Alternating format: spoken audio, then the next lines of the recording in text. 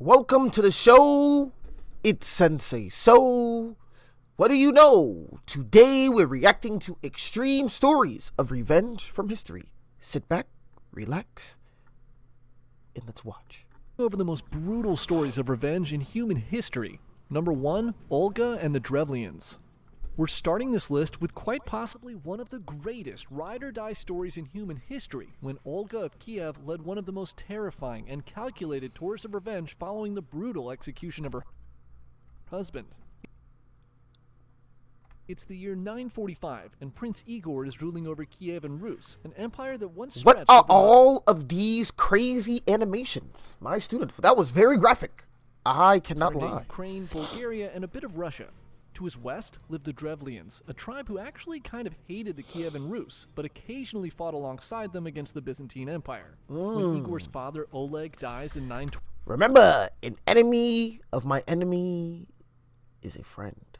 12, the Drevlians see it as an opportunity to finally stop paying their tribute, aka their forced protection money, to these assholes in Kiev. Igor patiently waits for his money for 33 years until finally deciding, you know what? 34 years would be just too long, and personally travels to the Drevlian. Me personally, if you owe me money, you have 24 hours to bring it to me, or I will send the troops. Capital city of Korostin to collect his money himself. He rode into the city with a large army and demanded tribute, which the Drevlians begrudgingly paid. And that should have been the end of it. Igor should have gone on to live a long, happy life. And collected his money. But on his ride home, he feels the tribute was just a little too small. So he turns around with a few of his men and heads back to Korostin. You see, that is what happens when you do not collect interest. To demand more. When Igor arrives back at the city and begins shouting his demands, the Drevlians surprisingly do not like this. Oh, nah. They are not going for that. Horrific execution. The Drevlians bent 2 birch trees toward each other and tied one of Igor's legs to each tree. Once Igor's legs were fastened, they cut the supports and the trees snapped back to their original form, ripping Igor into 2 pieces. The Drevlians' ruler, Prince Mal, was now feeling pretty good about himself. That was overkill, no? They spun immediately about their funds, as you should as well, my students. That is such a crazy way to go when all you had to say was, this is enough. And set his sights on taking over the larger Don't be greedy, my students. Igor's widow, Olga. And this is where things all went downhill for the Drevlians, because Olga, she was the wrong person to mess with. Prince Mal sends 20 of his best ambassadors to Kiev to inform Olga what had happened to her husband, and to propose that she marry him to combine their territory. Surprisingly, she seems to take this news well, and tells the messengers that they should go back to their boat to rest for now, and that tomorrow her men would bring them back to the city to get her. The next morning, Olga's men walk down to the shore to get the ambassadors, but instead of just leading them into the city, they pick up their entire boat with all 20 men still in it. The ambassadors are blown away by this hospitality. What service? They're being treated like royalty. Until the ride suddenly got really bumpy. See, all through the night, Olga had her men digging a huge trench, and when her men arrived with the Drevlian ambassadors, she ordered them to dump the boat and all the men on board into this huge hole. She then orders them to bury these messengers alive. The Drevlians she is spinning for sure. Piled on them, and soon they're buried that alive. Is so insane. But Olga was just getting started.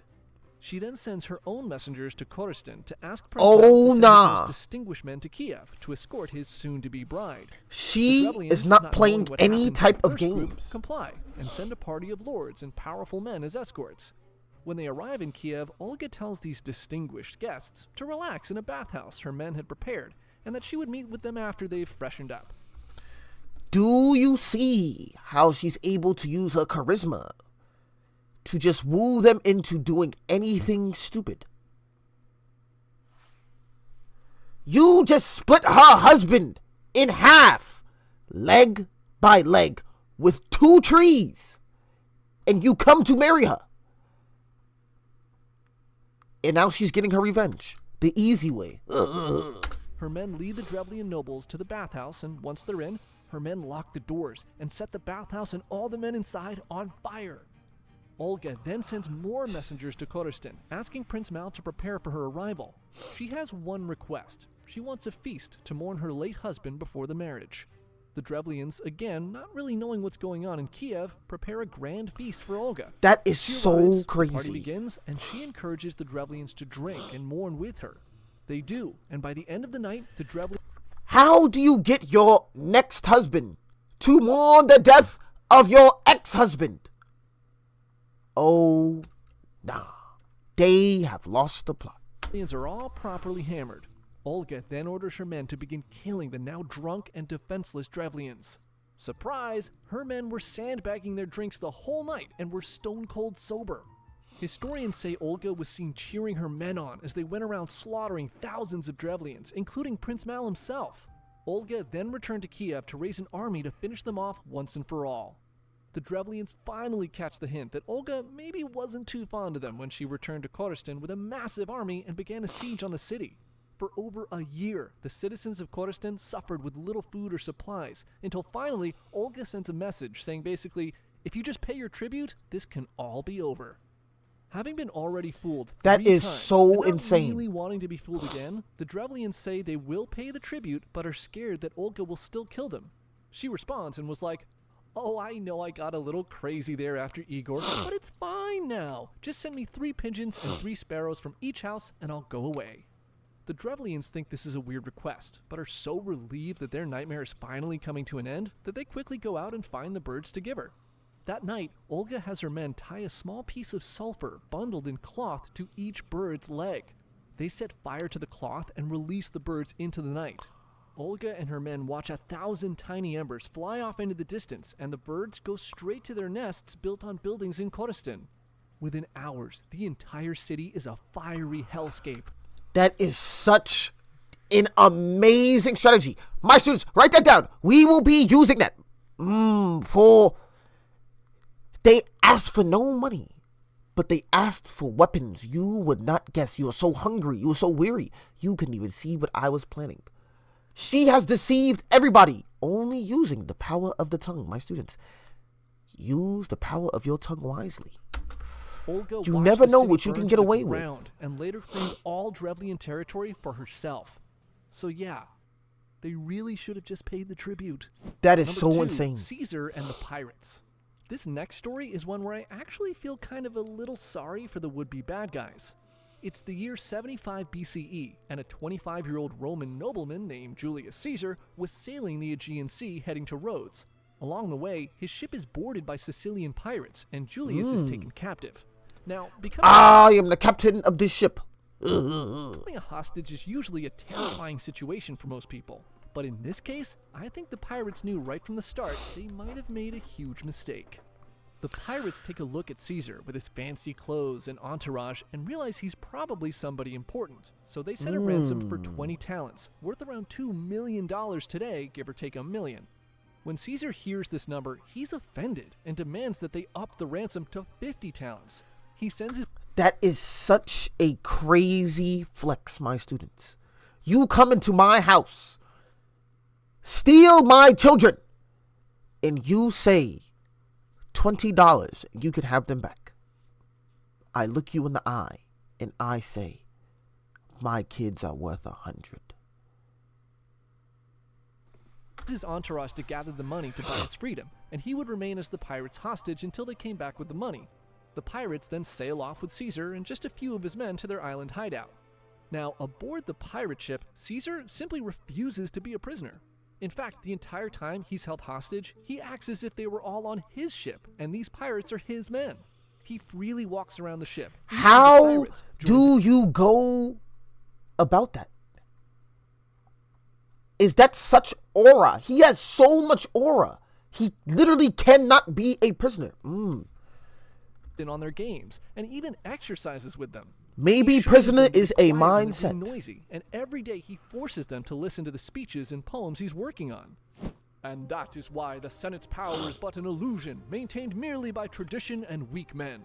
Rome needs a leader who can see beyond petty politics and guide her to true greatness, perhaps even by force if necessary. You guys are all fucking idiots, aren't you? The pirates were confused, as they never had a prisoner behave in such a strange way. But they put up with Caesar because he was kind of charismatic, and he was also kind of their ticket to a huge payday. It's also worth mentioning that throughout his time as a hostage, Caesar would joke that one day he would crucify them all for this. Once you guys let me go, I'm gonna find you guys and crucify every single one of you.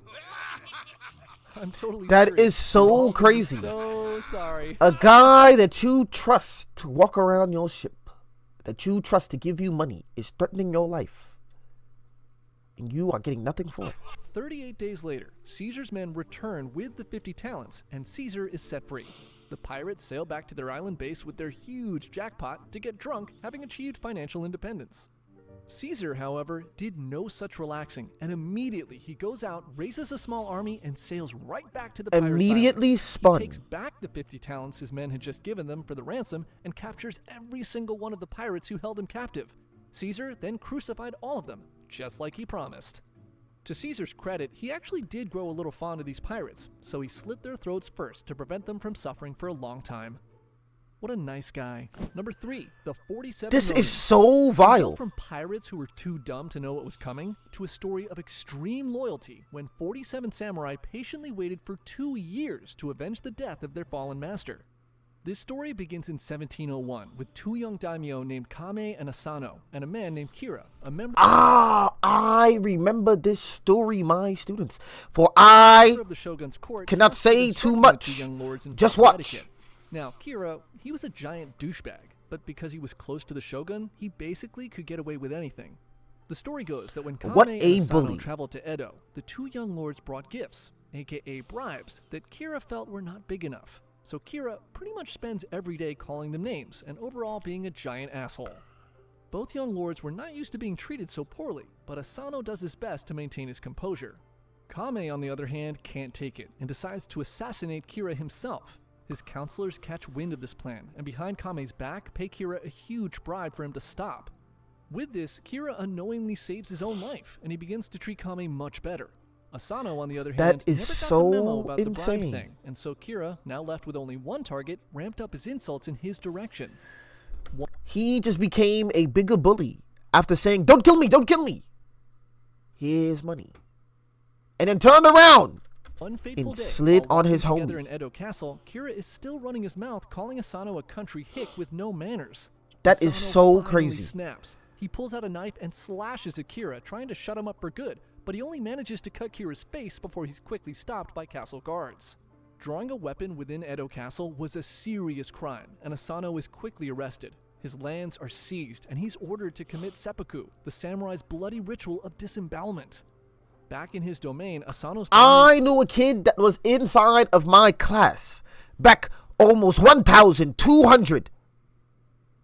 No, it was 1,000 years ago who had to do this as well because he was not listening. He loses everything, and his samurai, now masterless, are left to find their way as ronin. Kira receives no punishment and gets off nearly scot-free with just a scar on his face. Now, Kira was a prick, but he was no idiot. He knew that Asano had very loyal samurai who would probably try to defend the honor of their fallen lord, so he hires extra security and sends out spies and ninjas to track every move of the now masterless samurai. Over the next year, Asano's men seemed to move on with their lives the best they could. In this period of peace, there wasn't much demand for samurai, so they took up normal jobs. They became carpenters, blacksmiths, and merchants. The leader of Asano's men, Oishi, seemed to take the fall from grace exceptionally hard, and he began drinking heavily and visiting brothels in Kyoto. He even divorces his wife and sends his family away so he could be miserable alone.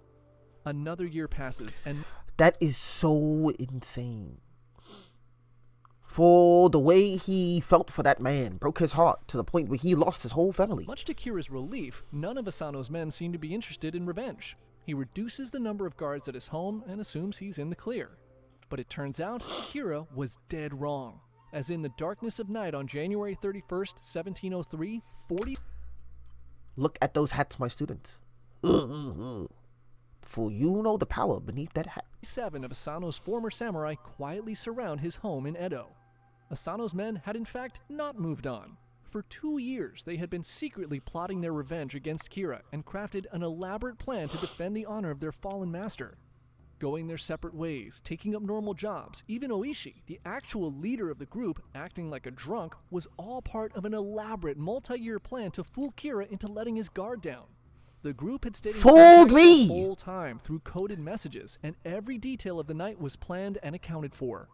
Before the attack, the Ronin visit Kira's neighbors and tell them they're not burglars, simply samurai seeking to defend the honor of their fallen lord. There would be no danger for anyone else. Unsurprisingly, all of Kira's neighbors hated him too, and no one did anything to stop them. That is The so Ronin funny. take out the perimeter guards, and Oishi sends archers to climb onto Kira's roof as lookouts. With everything in place, the assault begins. Oishi beats a drum to signal his men to attack, and a group under his command stormed the front of the house, while another group led by his 16-year-old son stormed the rear. Oishi's son breaks through first, but is quickly joined by Oishi's group. The house erupts into a bloody battle, with the Ronin cutting down Kira's guards left and right. Kira's men soon realize they're no match for these samurai, and they try to send messengers to the shogun, but anyone who leaves the house is quickly shot down by the archers on the roof. The Ronin subdue 38 men, who are now either dead What or an seriously amazing injured, plan. but Kira himself is nowhere to be found. All hope seemed lost, until they check his bed. It's still warm, meaning Kira couldn't have gotten far. The men continue to search until they find a secret passage behind a scroll that leads outside. Inside a small storehouse in the courtyard, the Ronin find a man cowering in the corner with a small dagger who attacks them. The samurai quickly capture this man and call for Oishi, who, using the light of a lantern, finally sees the scar that Asano had left on Kira's head 2 years ago, confirming this man's identity. Oishi bends down to his knees and respectfully tells Kira that they're simply samurai who are fulfilling their duties to their master. He explains that they'll allow him an honorable death by seppuku and hands Kira the same dagger their fallen lord Asano had used to do the same. That is so crazy. There's so much respect within this culture that they have no problem ending themselves. Kira just sits there trembling, and no matter how nicely Oishi asks him to get it over with, he does nothing. Eventually, realizing this was taking way too long, Oishi grabs the dagger and cuts off Kira's head himself. As the sun rises, the Ronin begin the 6-mile journey with Kira's head to the tomb of their master at Sengakuji Temple. Along the way, word quickly spreads through the city of what had just happened, and many townsfolk who are just waking up begin running outside cheering for the samurai and offering them gifts and food as they pass. The sleepless Ronin arrive at the temple and present That is Kira's how head you and spin, my Asano's dagger students. before their master's tomb, fulfilling their final duty of defending his honor. They then turn themselves in to authorities, knowing that the crimes they had committed would ultimately lead to their executions as well. The shogun was now caught in a sticky situation. These Ronin were criminals, as they basically went on a murder rampage to kill one of his men. But Is it really a crime, my student? Is revenge really a crime? For their master was indeed a criminal who could not take insults, who could not separate himself, and ultimately acted out of character. And now, after being charged, they spun for him.